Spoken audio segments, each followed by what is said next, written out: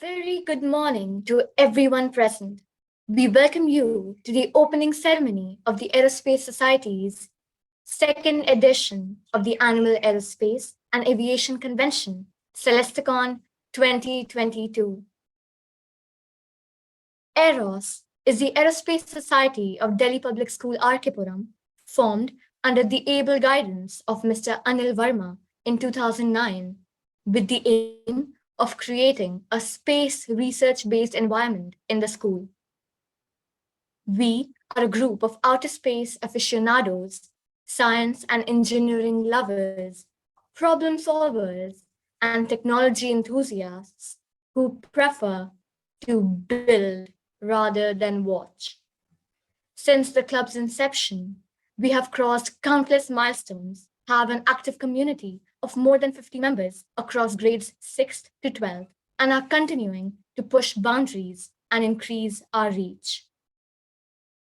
Our members have a variety of talents, everything from 3D modeling to programming, from scientific research to technological innovation. We regularly take part in national and international level competitions related to aerospace, aviation, and other STEM fields, and fair to say, win many of them. We have an extensive alumni network reaching across the world, with our alums actively taking part in club activities. Our connections with industry professionals provide us exposure to industry level software and give us the chance to work alongside them to expand the horizons of the aviation and aerospace industry. We have crossed a lot of milestones since the club's inception in 2009. Over the past 13 years, we as a club have scaled unimaginable heights, from winning national and international competitions to now organizing one of our very own. AEROS members have long been trailblazers, making a mark in diverse STEM fields and making an indelible mark wherever we go. Our primary focus has been on competitions relating to space settlements. However, in recent years, we at AEROS have diversified our footprint to include aviation, entrepreneurship, and various STEM subfields. Some of the major competitions we take part in are NSS Space Settlement Design Contest and SSDC, organized by the National Space Society, International Space Challenge, Envision Research Competition, aircraft design competitions like the Real World Design Competition and RAES International Light Aircraft Competition, science fairs like the IRIS National Fair, and entrepreneurship contests like the Diamond Challenge and Blue Ocean Competition. We encourage all attendees to follow these competitions. They offer an incredible learning opportunity and are sure to be as intellectually stimulating as they are fun. We will now be presenting a video taking you along the journey we embarked on for the past few years.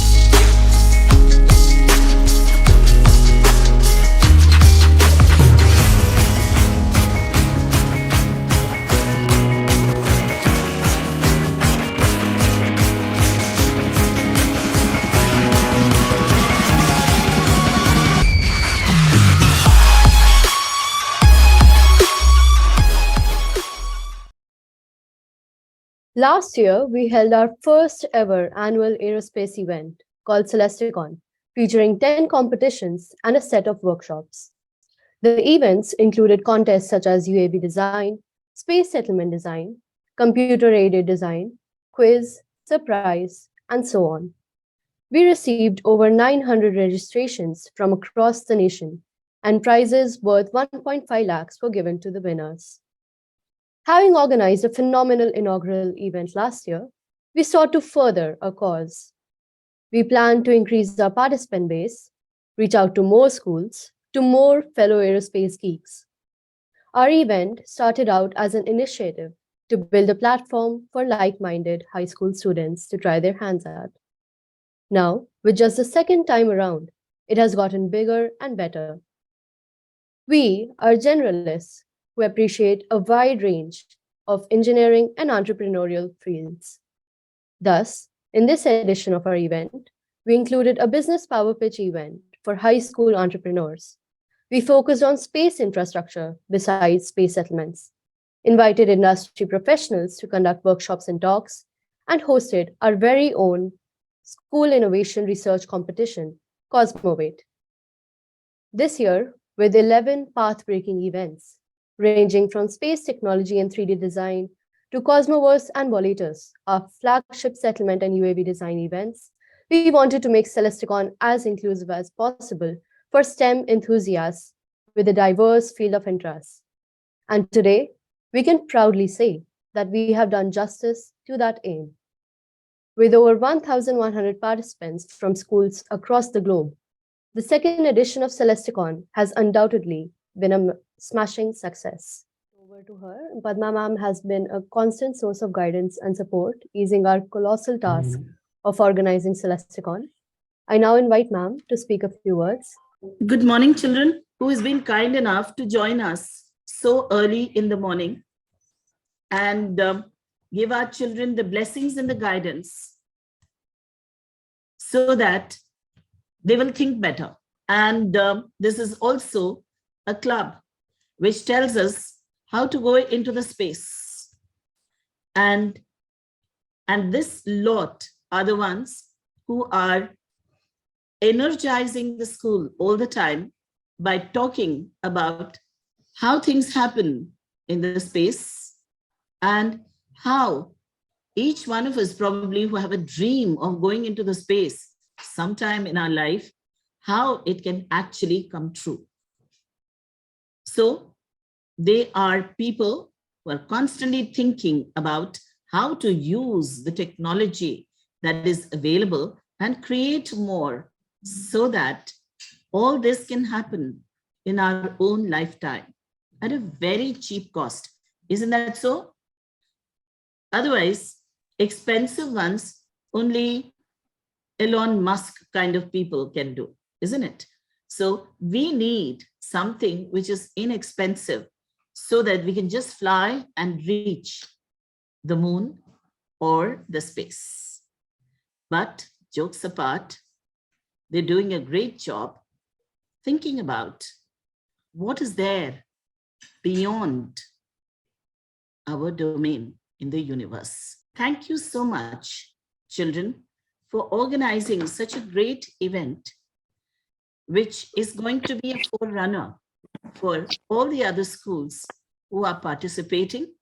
And they're going to, I'm sure they're going to enjoy this experience, which is happening online. And I would also like to thank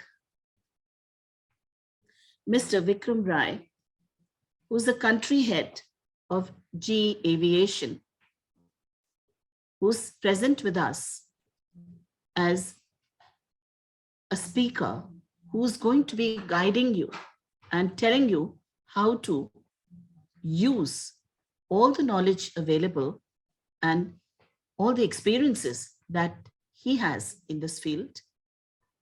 I'm sure he's going to share all of that with you so that your journey is not only easier, but also more eventful. Thank you so much. Thank you so much, ma'am, for those encouraging words. And more importantly, thank you for being a pillar of support throughout this entire journey and leading the way. I will now be handing over the mic to Manoj sir, the teacher in charge of Eros and a source of inspiration for the club. I would like to invite sir to speak a few words. Good morning, everyone in the meet present, and best wishes for the event. Thank you for thank you all for taking out time to help make this event a success. I congratulate all of you, okay, for the bright future of this club. And I'm proud to announce that this is the second national event and Eros has managed to carve out the name of our institution, esteemed institution like DPS Arkipur, through the hard work of the members and the participants. In all these years, okay, Eros has grown immensely and achieved numerous accolades. When it was founded back in 2009, the concept of aerospace engineering was foreign to many people, and the founders were not sure if many people would be interested in joining the club. But slowly and steadily, it gained popularity, and it makes me proud that our students are able to inspire others to pursue this field. We have achieved a lot of things throughout the years and made the whole school proud. And I sincerely hope that Eros will continue evolving and achieving more goals in the future. The club encourages students to achieve their dreams and has helped bring the field of aerospace and aviation to the limelight through its participation and excellent performance in various national and international competition. However, this could not have been possible without the active participants of the student. I again wish all the best to all the students, okay, and the participants and all those present in the meet, and wishing them for the bright future. Thank you. Thank you, sir, for those supporting words. We will now be proceeding with a speech from our chief guest, Mr. Vikram Rai. Mr. Rai is the country head of General Electric Aviation in South Asia since January 2017 and in Indonesia as of August 2020. As a business leader with over 19 years of experience in the civil aerospace sector, covering both airlines and airports, he is responsible for growing GE's footprint in South Asia and Indonesia. Before joining GE, he was the general manager at Rolls-Royce, responsible for business development across South Asia. Earlier, he held roles of increasing responsibilities at HBE Aviosec, a startup in the airports and broadcasting domain, from 2002 to 2007. Sir, we are incredibly proud to have you here with us today. Ladies and gentlemen, please welcome Mr. Vikram Rai.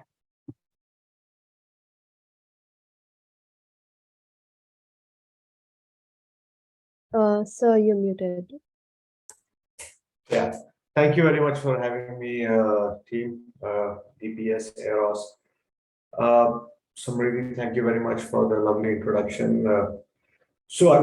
I am so amazed and thrilled to see, this kind of participation, this kind of initiatives in the aerospace domain. Trust me, having spent about 20 years in aerospace domain, I have not seen students so involved and so proactive in this domain, which gives me heart that look, India will have a lot of talent coming up because currently I see a lot of shortage of good talent in aviation domain. And I'm incredibly thrilled because my son is in DPS east of Kailash right now, he's in prep. I also wanted to make a career in aviation, so I'll get in touch with one of you. How do I enroll into this aerospace club? My wife is an alumni of DPS Hathipuram. She's a doctor having passed out of the Maulana Azad Medical College. So again, thank you for having me. So just a brief, my career journey. As I said, I did my schooling from the Air Force School. Then I did my engineering from Nagpur University. After that, I joined HBE Aviosec. So this is way back in 2002.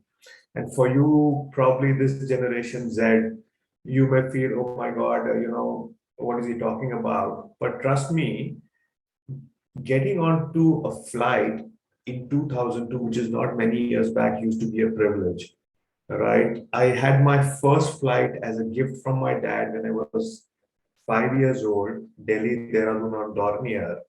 And then my second flight was at 22 years of age when I was coming back from Nagpur after having completed my engineering. So 17-year gap. So I don't think so anyone of you can think about, a 17-year gap in flying. And what's happened in the past is that, you know, in 2002, we used to have only 100 aircrafts or less than 100 aircrafts. Today, we have 700 aircrafts in our fleet, growing to about 2,000 in the next 7, 8 years. So huge number of aircrafts. We used to have only 30, 40 airports, now going to, we have 150 now, going to 200 in the next year. So all of India is so very well connected, and given I see students across India, I think you'd rather prefer going from point A to B via flight rather than a train, because time is so valuable these days. So, when I passed out of the college, this company was saying, look, airports will come in a big way. There'll be a lot of airports equipment coming up. So, like a passenger boarding bridge, hold baggage screening, radar systems, in-flight entertainment, etc. So I kind of worked there, learned the kind of trade. And I think the biggest takeaway for me was, when you start your career, don't look at the money, look at the learnings you get. In a startup, I had those learnings, right? Second, if you can get through a good college like an IIT, DC, it's great. But if you don't get through after having tried your best, it's not the end of the world, right? I couldn't get through it. I got myself into a Nagpur University. I was disappointed, even though I tried my best. But that was not the end of the world for me, right? I mean, I took my learnings from there, went, and still did reasonably well. So I worked for 5 years, and the company grew from zero to 800 crores in a matter of 5 years. So the amount of learning I had, I used to visit airports, get equipment installed, work with global companies like Thales, Raytheon. So it was a global exposure. So the exposure really helped. And if you see the Delhi Bombay airports, I mean, most of the radar equipment, hold baggage screening is done by our company, the Bangalore airport, etc. So, and mostly all across airports, the airfield lighting, etc., all those, nitty-gritties. After, having done 5 years and learned a lot, I said, where should I go? And I kind of researched what is the next big go domain in India.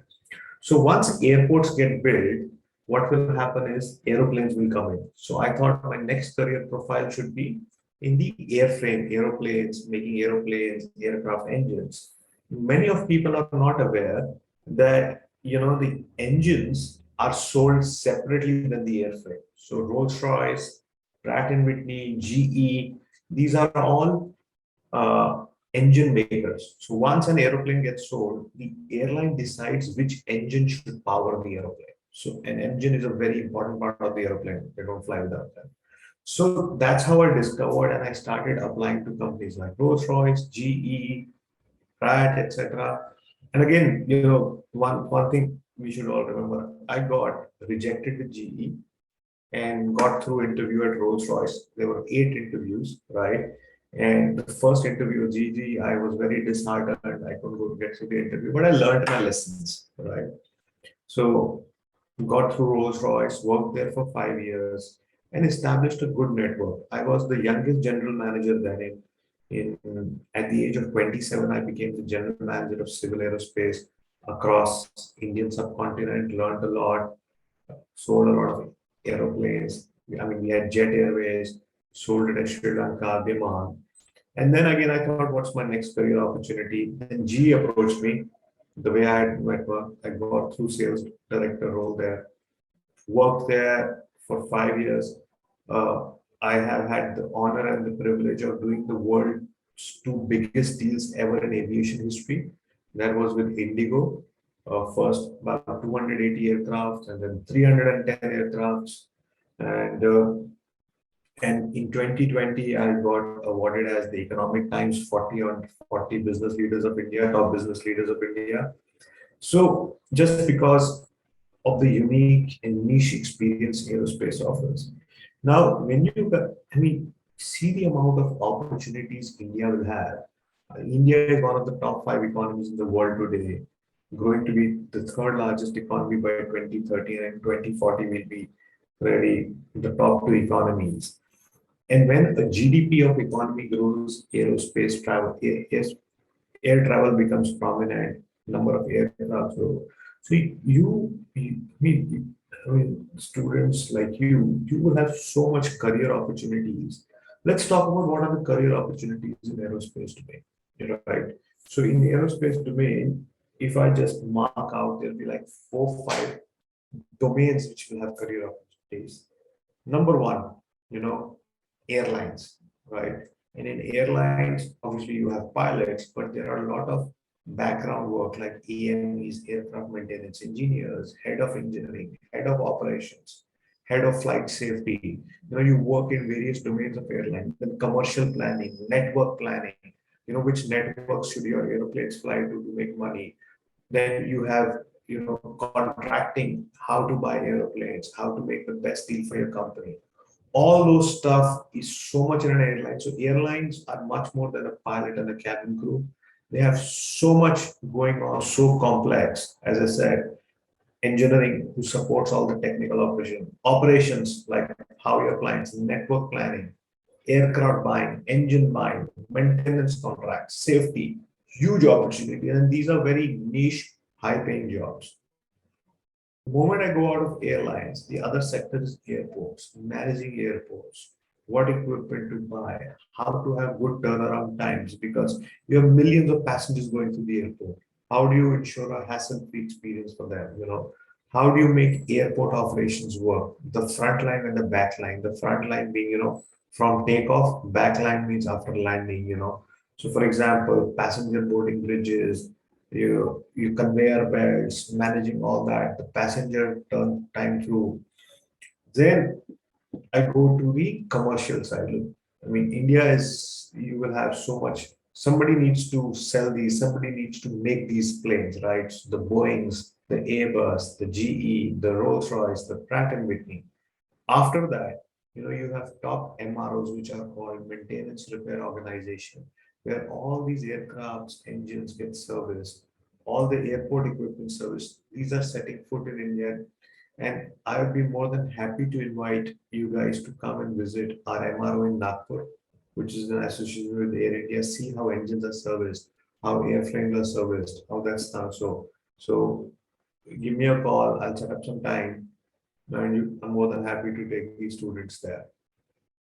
So all in all, I think now, obviously, you saw the first private rocket launch in India 1 week or 2 weeks back by the name of Vikram. So I think the more, private airspace travel will start in the country soon. When I say soon, probably 10, 15 years down the line, by the time you'll be in the workforce. So I think the career opportunities in aerospace is immense. My advice to young leaders like you will be, you will be faced with many challenges in life, but always have the perseverance, always have the grit. I think once you have that, no challenge is unsurmountable.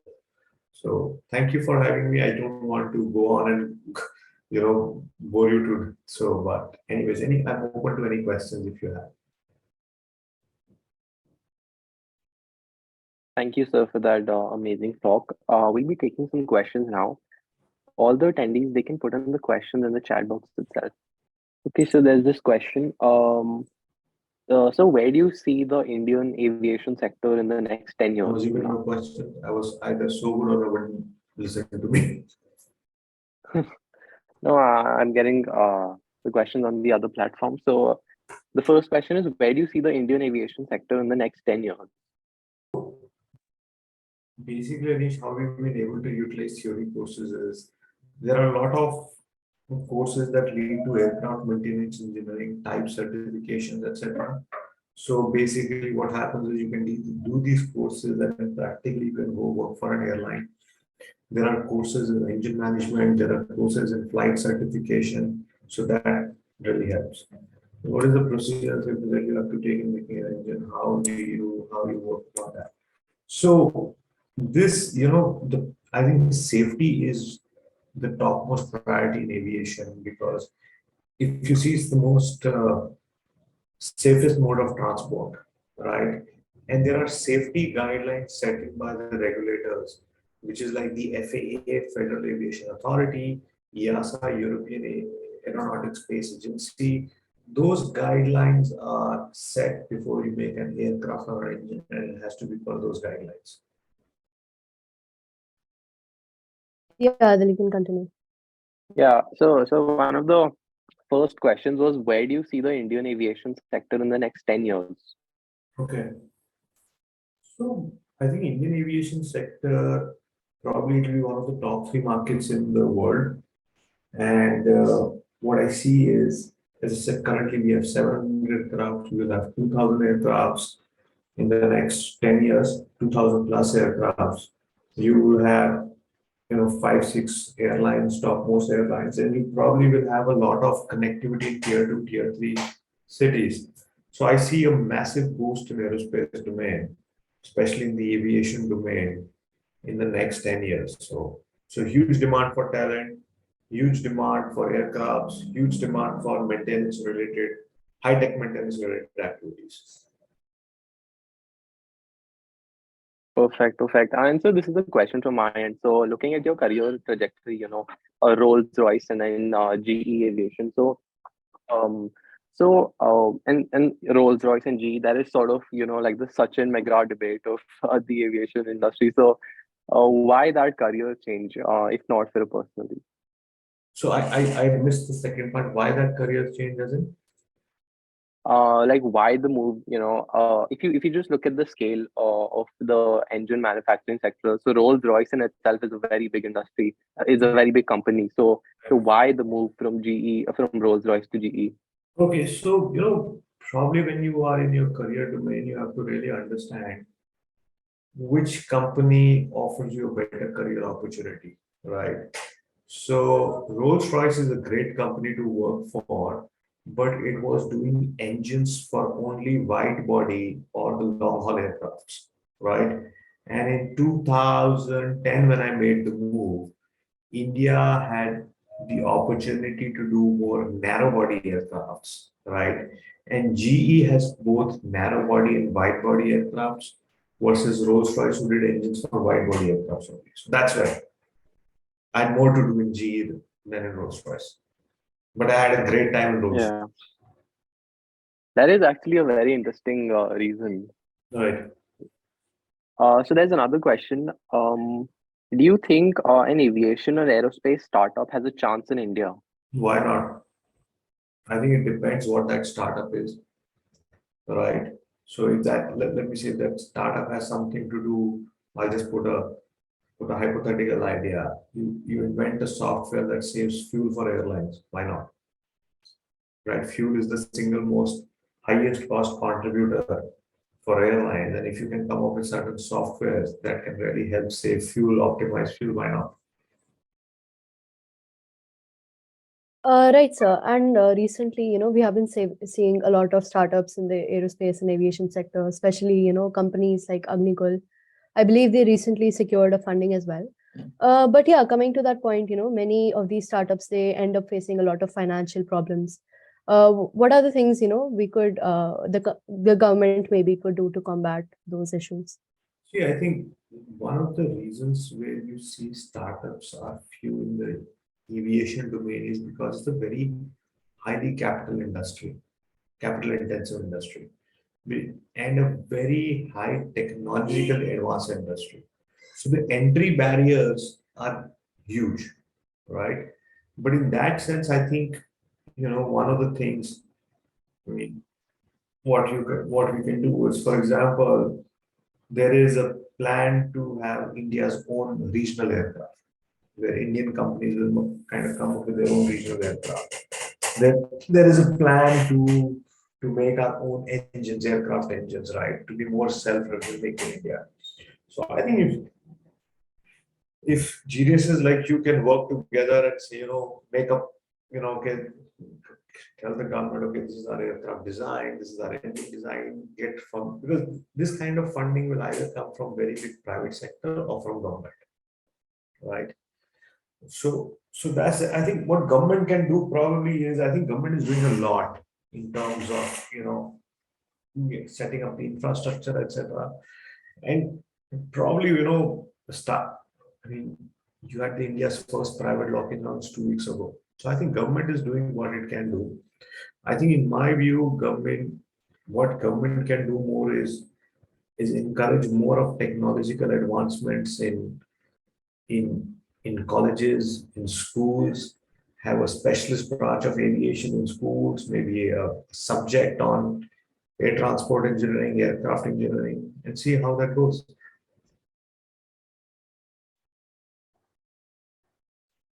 Perfect. So there's another question. So the attendee says, so we dream of designing big spaceships, but the hard reality is that it is extremely cost sensitive and designing itself is a tedious process. How do you think we as students can think more realistically?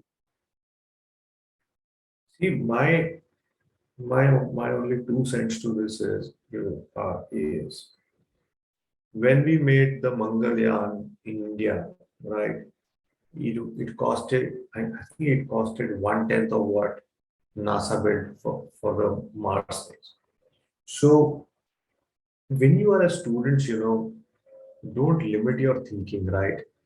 I think you guys have such transparent, wide horizons. Don't think, I mean, you guys automatically given how, how I would say unadulterated your thinking is, you guys will automatically come up with cost sensitive solutions. So don't think in the direction that look, oh my God, this will I will be cost sensitive or not. Just go build it because how unadulterated your thinking is, you'll come up with something which is very efficient. But obviously, if you're thinking in the direction of very, probably build a plan. Okay, this is my budget. Within this budget, let's say that budget is, I'll just put a number 20,000 rupees, right? I don't know anything will happen in that, but I'll putting a number. Okay, this is the material I can procure. This is what is needed. This is the bill of material. These are the raw materials needed. Can I do with this? Can I make with that, etc., etc. So you'll have to do a lot of permutation combinations before coming up with those stuff.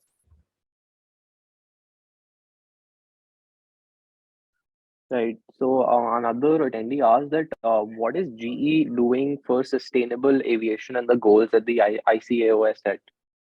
So, what we are doing is we have started. Mm, First is all our engines uh, are fuel efficient, like 15 to 20% more fuel efficient than our predecessors. The second is all our sustainable aviation fuel compliant, right? So you can put sustainable aviation fuel in all our engines and you can fly. Third, what we are doing is the hydrogen powered engines that we believe is something in 2040, 2050 domain, but the testing of that has started. So this is our big goal. Sustainability is a big goal. I'm personally involved in certain projects. I am working with airlines to kind of encourage them to fly on sustainable aviation fuel. Hopefully, in the coming months, you'll see a lot of G-powered engines being flown with SAF. And then you probably will see, hopefully, in the next 20, 25 years, probably when you are country head of one of these organizations like Rolls-Royce, G, etc., at that time you'll probably be selling hydrogen-powered engines. Interesting, interesting. So Kausalya says that space is an expensive business. Don't you think the vision of most of Indian startups are just to do commercial services and earn money, unlike what they're inspired from? SpaceX, which aims for real development of the human race. Do you think the Indian startups are the next SpaceX, or they're not going to make a big impact in this world? See, Adil, what happens is, you know, the vision of startups is directly proportional to where your economy is, right? The SpaceX, etc., development of the human race, etc., is a US economic big center where they had a, a headway in terms of space development, space technology, right? In India, once you are a developing economy, you're growing at a fast pace, right? You don't have that funding of developing human race in space, right? When a startup gets launched, the hard reality is you get funding on a business plan, and the business plan is based on your return over investment over what period of time, right? I think that kind of mentality or headset will get there once you had a lot of successful startups, once you started going to space, understanding the business more, and your country has developed much, much further. I see this discussion like 20, 25 years from now. Great. So I believe patience is the key here. Correct. Um, so another question, and this is a question to you as the head of GE Aviation in India and in this region. So you look at airlines like Akasa Air and new and upcoming airlines, Vistara as well recently got a big order. So how do you plan to tackle this, and how do you plan to get orders from here, especially with like the 737 Max, UN, GE Aviation, and Safran's the CFM engines. So what is your move for the next 2 to 3 years, and how do you plan to get as much orders as you can? Interesting question. Uh, my my boss asked me this couple of days back. It's what's the business plan strategy. So I don't know if you had a discussion with my boss or not. But look, I think the simple message is, right now GE and CFM power probably 80-85% of the fleet in India, right? And I think the message to airlines is simple: reliable engines, which can give you most efficient aircraft operations. You don't have to kind of take the aircraft down for maintenance, etc. And lowest life cycle operational cost. Put maintenance, put fuel, put everything together, put the cost of acquisition, servicing, etc. Uh, I think that's the key. Better reliability and lowest life cycle cost operation. So Akasa is a GE customer. GCFM customer, Indigo is a GECFM customer, Tata Air India is a GECFM customer, SpiceJet is a GECFM customer. So except for Go Air, every of the airlines is GECFM customer. Yeah, that is props to you guys for keeping us flying. Right. Let's look for more questions. Yeah, I believe we can end on like a last question here. So often the Indian aviation sector, and I believe any sector in the world, is compared to America and the US aviation. So in the US too, they obviously have more aircraft than us. Southwest, JetBlue, everybody's there. They're big players there. So where is India standing in this big picture, and will India ever take over from the US? I think it's only a matter of time where India will take over US. I mean, when I say matter of time, I'd say it's 10, 15 years. Let me give you one simple stat. The Indian middle class population who can afford flying is almost equal to the entire population of US. The US has 4,000 aircrafts. India has about 700. So as our airports build, as we get to flying, probably hopefully by the time I retire, we've overtaken US. And probably Adil or Aaron will be heading GE or Rolls Royce and addressing another, DPS. Look, we had 700 aircrafts and we were students, and now we have 4,000 aircrafts and we're in the workforce. Like the way I'm saying, it was less than 100 aircrafts when I was a student, it's 700 aircrafts now. Hopefully, sir, certainly. Yeah. Yeah, we definitely hope for that. Yeah, I think that's all for the questions. Thank you so much, sir, for joining us today. This has been amazing. We really look forward to these interactions with industry professionals, and I believe that in India, especially, aerospace aviation, this is not something that we're really we really talk about in school, especially because we focus more on just the core studies part of it. I'm so thrilled to be part of these discussions. I generally have the privilege of addressing industry forums, etc. I never had college students, but I've never had the privilege to address school students. I think this is from where, these are what I call the grassroots of talent, right? And guys, look, as I said, my son studies in DPS, East of Kailash. My wife is an alumni. Anything you need, I'm a call away, right? I'll be more than happy to come to your school, address you in person, any questions. As I said, I invite you, come visit our MRO. Adil, you had some very interesting questions. Aaron, thank you for reaching out. I mean, typically I don't read WhatsApp from unidentified numbers, but the way that message was written was amazing. So I invite you, Adil, come to my office. You know, if any more discussions on aerospace, I'll be more than happy to host you. Thank you so much, sir. We really appreciate it. Thank you, Adil. Thank you, sir. We'll be moving on now. Keep up with Yes. me. Thank you. Thank you so much, sir. So, a bit about the workshops this year.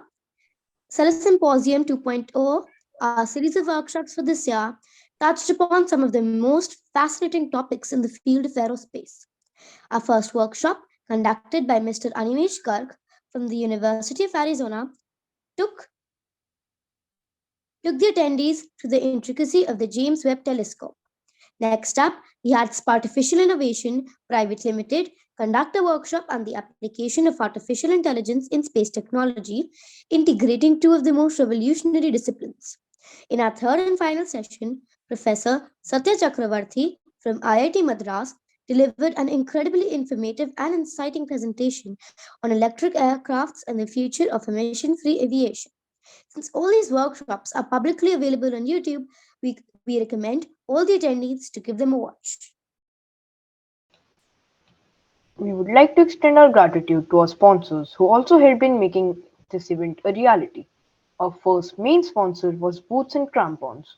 Boots and Crampons is a young yet well-respected treks and expeditions company with a legacy of leading climbing expeditions to the world's highest peaks and treks to the more remote corners of the globe. Boots and Crampons ensures world-class mountaineering services while ensuring your safety, combining the stunning wilderness of the mountains with the highest level of service and comfort. Be sure to check out their website. Our secondary sponsor is the University of Arizona. As Arizona's land-grant university, they are driven to do great things. It's their passion to transform the life of students, wildcats, and to solve some of the biggest challenges facing the world. We encourage you to see their website for further details. These are our four partner sponsors for the event, namely Wolfram, Toasted, Interview Cake, and .xyz. A lot of exciting prizes offered by them will be awarded to the winners of various events. We will now be presenting one last video, a glimpse of the event video for CelesteCon 2022.